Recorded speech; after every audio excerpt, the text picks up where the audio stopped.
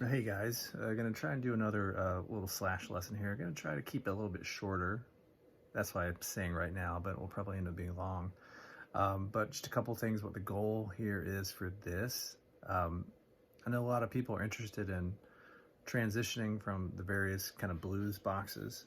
I tried to kind of chart out. I'm not really one to have ever really kept up with fret numbers. I was never one, and I still am not somebody who uses tabs. I just don't have the patience for it. I'm sure it's useful, but I just don't do it that way. So I try to map out some things that I can explain, because I know obviously one good mode of communication doing this is just seeing me doing it, and I hope that's the way we're gonna kind of rely on it mostly, but I know some people want some information, so I'll try to explain as best I can. But the goal here today is to kind of go through boxes 1, 2, 3, and 4. So it's kind of a tall order. I've been doing these for quite a while in really a very blues context. Is kind of where I kind of came at this. And Slash definitely plays a blues influenced rock.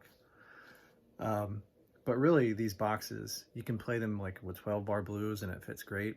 But if you listen to Slash play and you start deconstructing what he's doing, he's oftentimes using the same kind of stuff that blues guys uses. Same positions, I guess I should say, but obviously doing the Slash thing and all the Slashisms and his particular vibe that he adds to it. I'm not going to get really into kind of emphasizing really specific licks. I just want to talk about the boxes and how to transition, maybe some licks that just show how to transition in and out of them. So I'm going to do this. I've done everything else in B, but I'm going to do this in A, and I'm tuned to E flat. As always, and I'm going to go through these.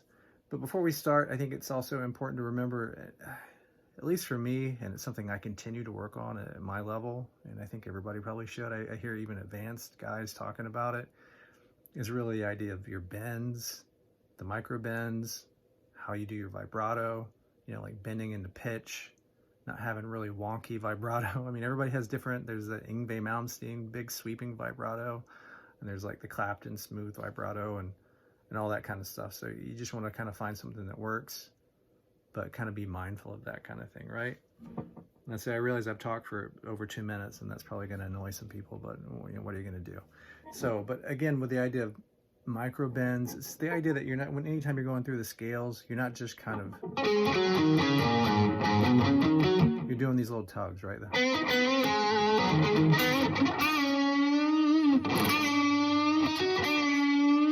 Like taking your time to get to notes, like not just, maybe sometimes you do it, but you just want to vary it, like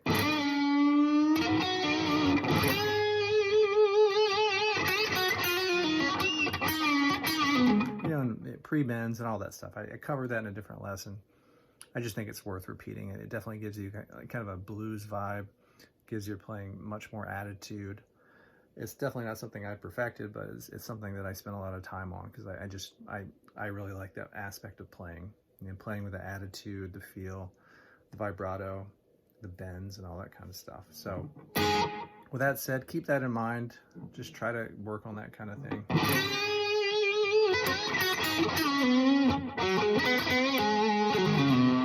Just little tugs and stuff, right?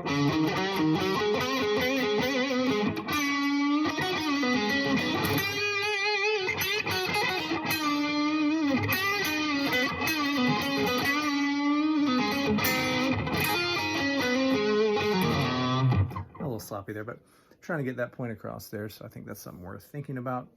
As far as going through the boxes, I did try to map out every single note for each box. It's really not the way I do things. I don't, but anyway, starting out with A pentatonic, right? A minor pentatonic. I'm going to add in the blues notes, and I'm going to add in those couple Dorian notes that Slash always does. But I guess for this first part, if you think about your pentatonic, right?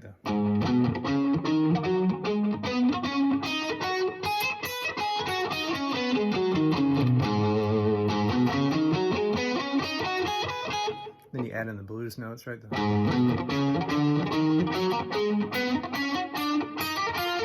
And that little, I guess these notes, which are like the Dorian notes. But still, this is, you know, your main box 1 position that we all know and love, and all kind of start out doing all our licks there, right?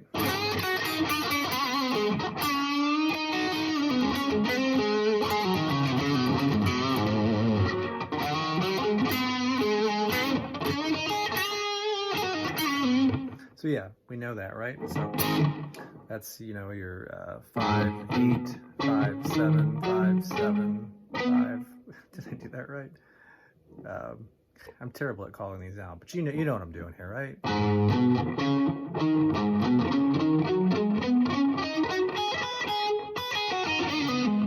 So if you know to go to box 2, right? And the tricky thing for me is that when I learned these positions, I pretty much only did them using the high E, B, and G strings. I rarely would go all the way down through it. I'd end up kind of transitioning back to box 1. So for example, if you're doing box 1 stuff, you might slide into box 2 like this. And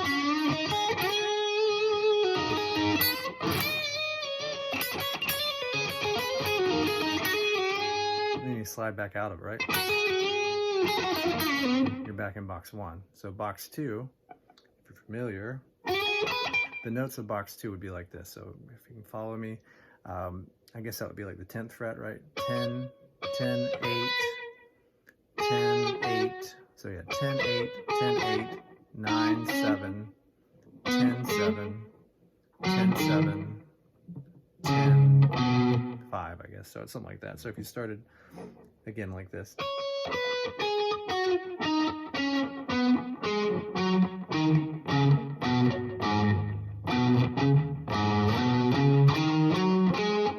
Oops.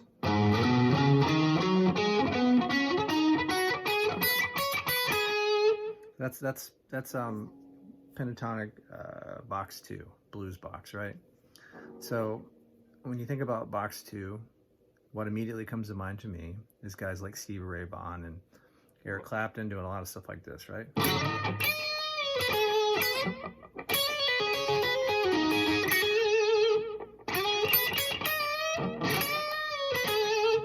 That's all going on in box 2. So back to box 1.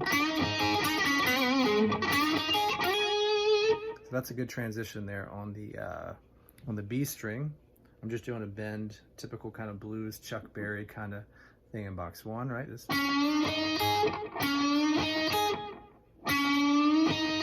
can see this hand.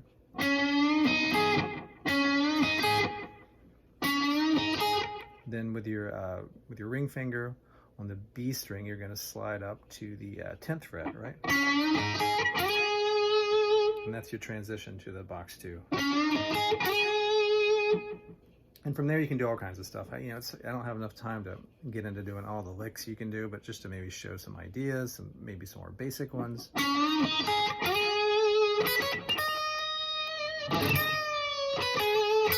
It's a very bluesy kind of thing, right?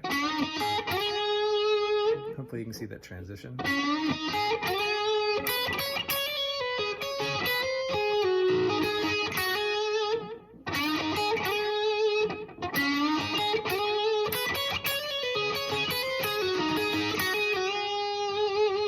So that's a good way in and out of box 2. Again, I'm not going through all the strings. I'm really focusing.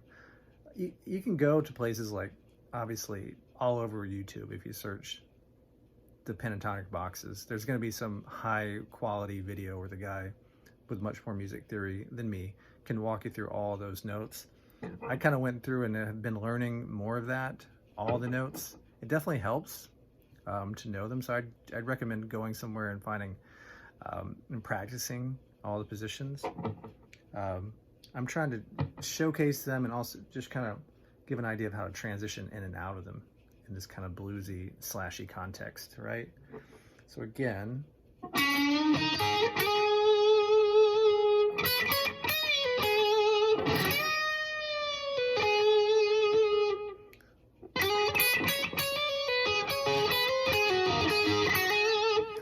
I'm really sticking on the high E, B, and G strings for this transition.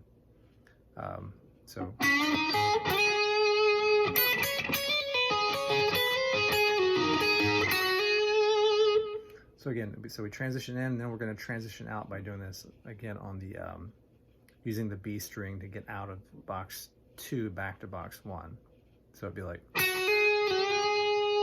we're sliding into a bend.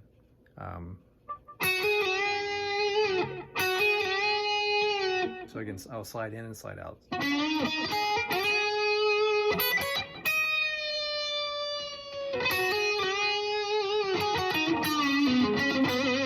See, we're back into box 1 again, right?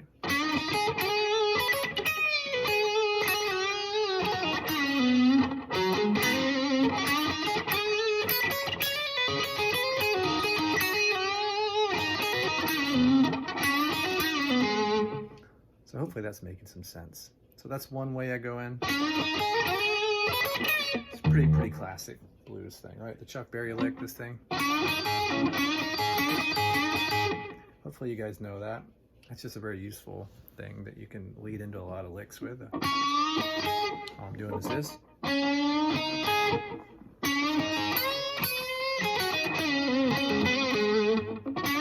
But again, the transition to 2.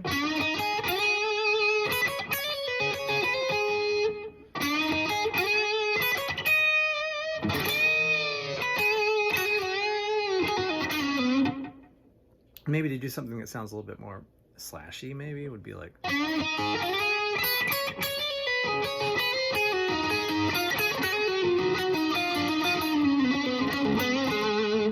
again, that's just.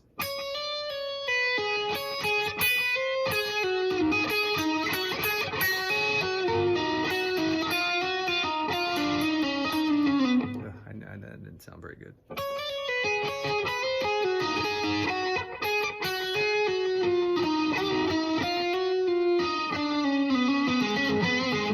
Hard for me to play that slow, actually.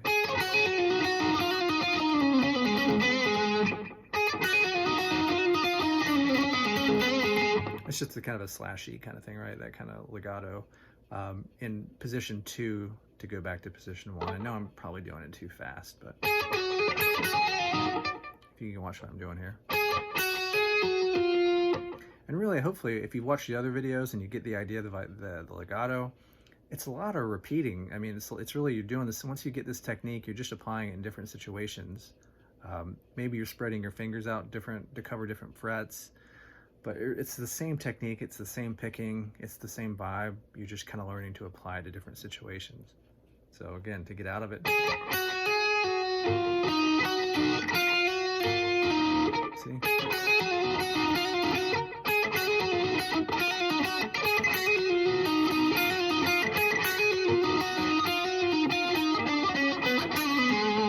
So again, transitioning in and out. Another way to transition to box 2, aside from this, Chuck Berry bend to the B string, sometimes I'll actually slide in using the high E, which can really sound cool, maybe like.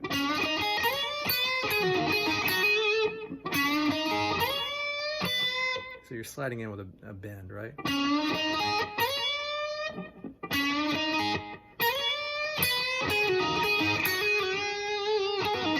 You're sliding in with a bend, sliding out with a bend, right?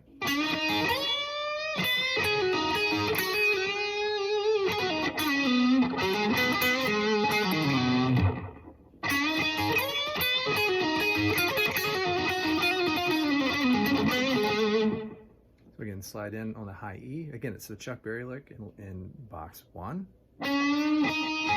right? And then with my ring finger,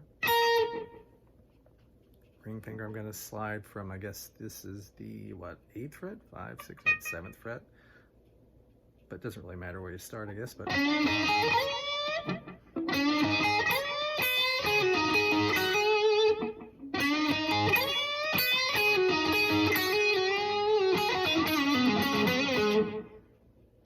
So hopefully you can go through and you can learn box 2. I spent a lot of time in box 2 when I first started playing a lot of blues and getting a little bit better. It was definitely like all box 1 and box 2, man. I mean, all your stock licks are in box 1. Well, of course I can't do them now, but you know what I mean.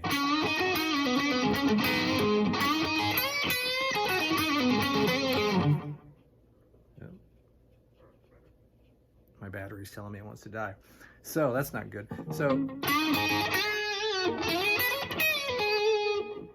So box 2.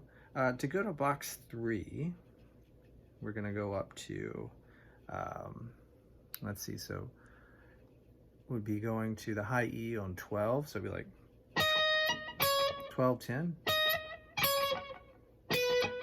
So 12, 10, 13, 10, 12, 10, 13, 10, 12, 9, 12, 10, 12, 10, 12, 10. Sorry, I've written it down. I'm really not good at calling out the frets. It's like I have dyslexia or something. I just kind of know where they are and do it without thinking about it, but I'm trying to help out those who, you know, learn that way. But again, just to give a sense of perspective, I know you can't see the whole neck. I'm in box 1 is, you know, A we're in, right? That's box 2.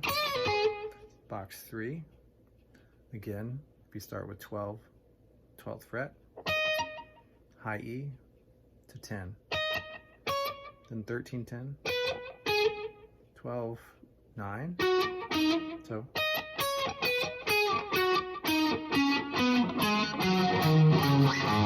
I honestly kind of use my ear because I just know how pentatonic scales sound in minor, so that's when I get lost, I just kind of go by the way it sounds. I actually went and just wrote down the fret numbers because I did it by ear. So like this. It just sounds like minor to me, like a minor pentatonic. So hopefully you can go and learn that elsewhere or practice it, get those notes down. But I'm going to focus again on the high E, B, and G string and do some kind of transition lick in and out of that position. And I think a good one to do, which is super classic, Slash does it all the time. I think it's, you know, classic is on Welcome to the Jungle, and Jimmy Page does it. All those guys do it. So again, giving some perspective with box 1, if we're doing some kind of thing, we wanted to slide into box 3, it'd be like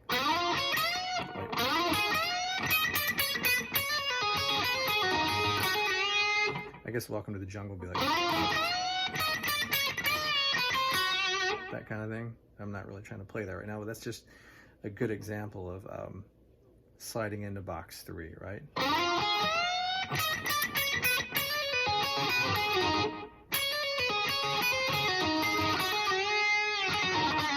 And I'm trying to just go back to doing the licks I was doing before for continuity's sake, right? So sliding into box, I'm sliding on the G string in. I guess it's kind of a major note I'm doing, but you could slide in on different notes. I'm using G, and you're just doing a chromatic walk down. So we're bending at the 12th, right, on the high E. It's probably like a 3-fret bend. And then I'm just walking right down into box 2. That'd be a more simple lick, right? No, I'm not doing legato or anything, just doing a chromatic run.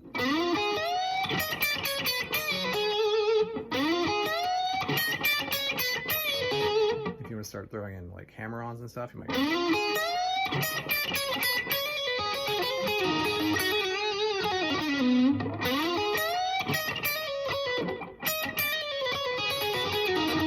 you can kind of just do little hammer-ons and legato out of it.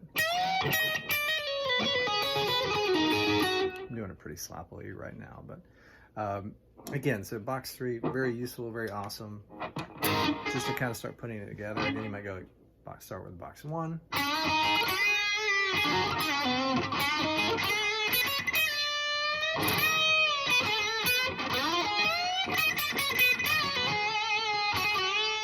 Yeah. I'm trying to watch the camera and I'm like bending out of tune.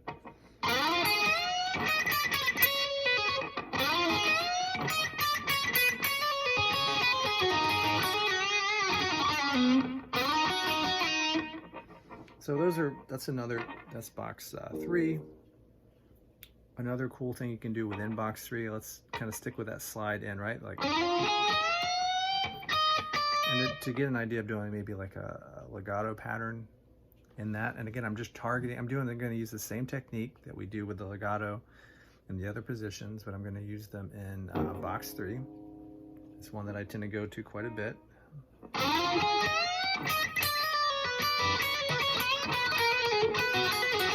So again.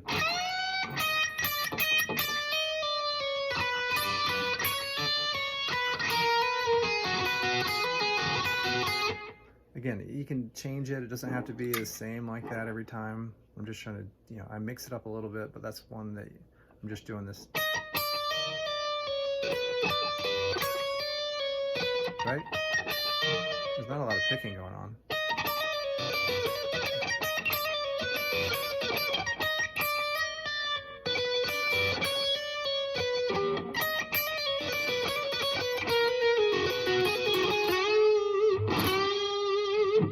Getting some really out of tune bends. Don't do that at home, right? I try not to do that when I'm actually playing for real, but I'm multitasking here and it's more challenging. So again, let's try that again.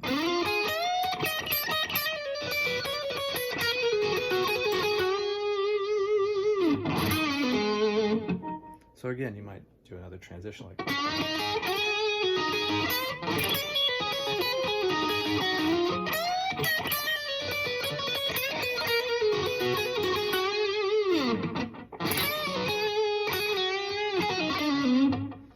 so again, transitioning in and out of them, it's still something I'm working on too. But I'm just trying to give an idea of the boxes and some different licks you can do within those boxes.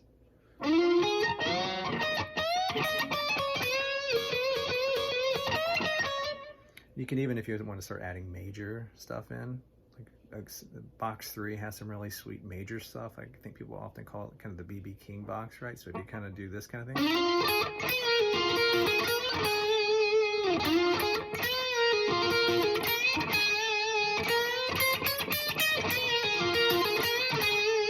So I'm targeting major notes. So I'm assuming you can hear the difference there. Like minor would be more.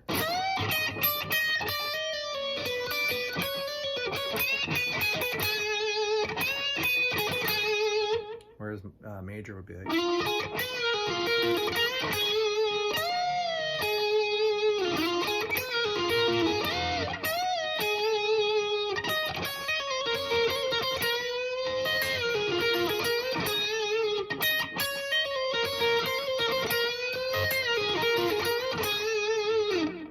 So that was a legato pattern, box 3, but targeting major notes. So I'm doing the same thing, man. It's the same thing as the minor one, right?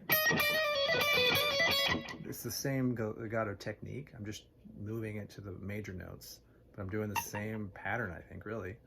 So again, with the minor, it would be like.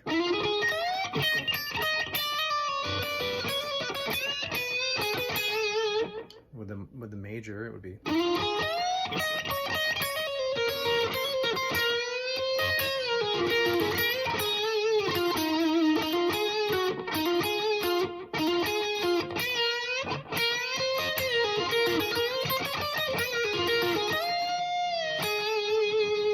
So hopefully you're seeing that. I don't know if I'm doing it too fast, but. And I hope you know these kind of things, right? Slash does a lot of these kind of bends. I'm using my pinky to grab the high E, right?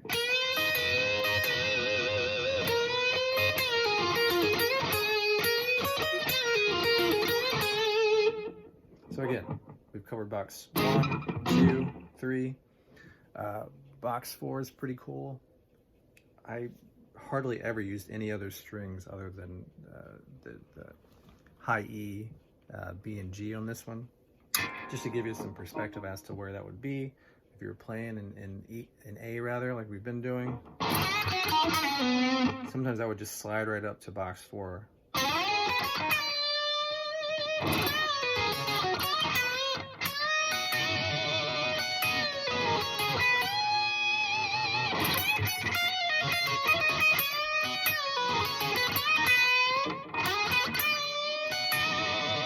So again, that's box 4.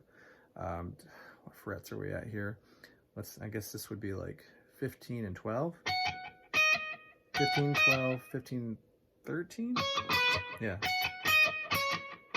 Maybe if I just say the first two and then walk down, you can track the rest yourself. So it's to give you a perspective. 12th fret, sorry, 15th fret here, then 12th, 15th, 13th. So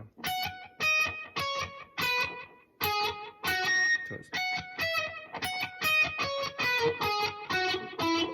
oops.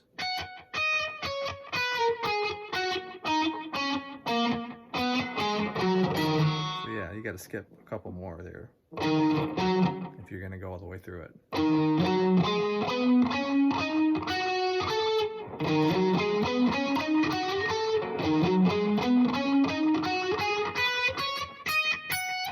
I did it. I'm not going to try it again because I'll probably mess up, but if we could maybe just focus in on the high E, B, and G strings for the purposes of this, because I can already see this is a lot to try and explain for me, and probably even people who are better, it's a lot to try and cover the 4 boxes, and then show licks within them. But if you could, again, maybe focus on that first lick I did sliding into position 4. This, I'm sliding in using the G. You can see this. I guess that would be the 12, 13, 14.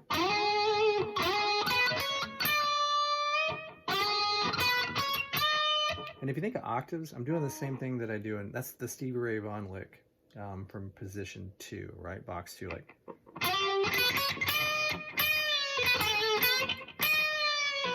Right, that's box 2. Come up here, same notes, right? It's just an octave up, or it's not an octave up.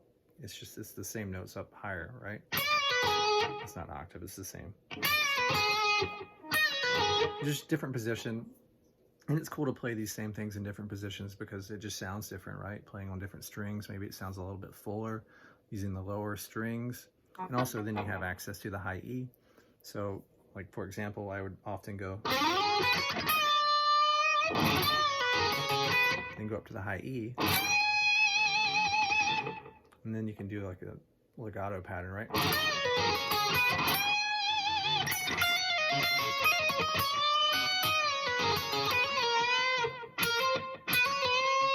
I'm trying to think of how to transition out of that one.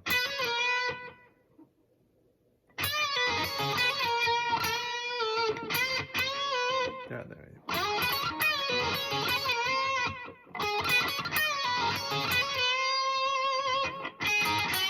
Sorry, I don't really normally slide out of that one too much like that.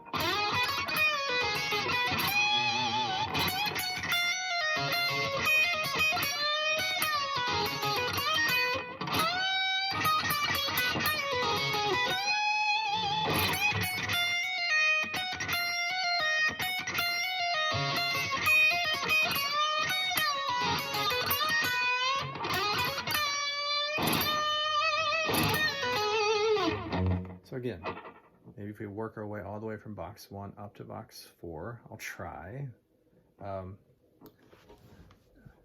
Be something like.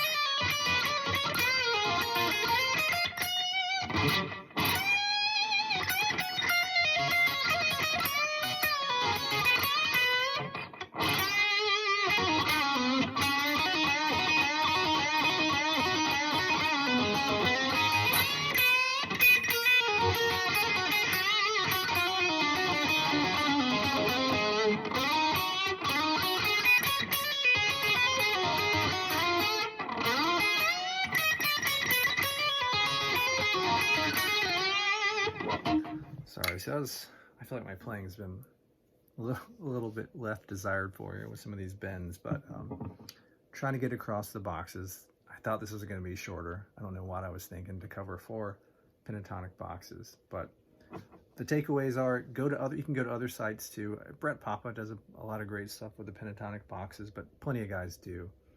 I would try to learn each one I mean, you can definitely focus on the high E, B, and the G string, but it's good to learn the rest of them too. And what I'm learning is that the more I learn them all the way through, and then I start applying the legato patterns and blues patterns just within them and how to connect them, it just starts opening up more options and more possibilities. So I'd work on that, but hopefully you can kind of take away these basic transitions with the, to recap it. The first couple transitions would be that from 1 to 2, box 1 to 2.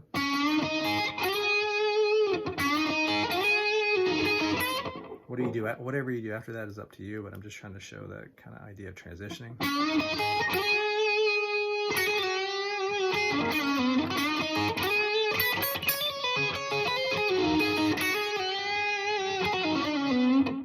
So that was transitioning on the B string, and again you can transition on the E high.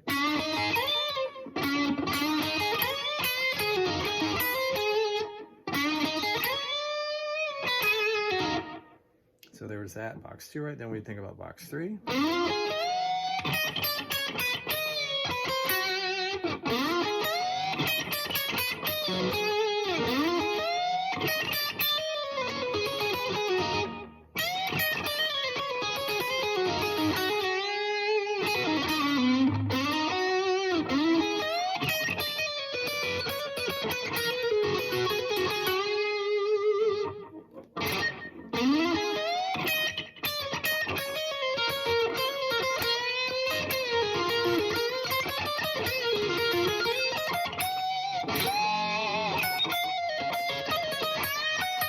Sorry, I went right to box 4 there, right? So, but one good way to, if you don't want to have to walk your way, it's not like you have to go in order, right? You can skip the boxes. So I often would go from box 1 to box 4.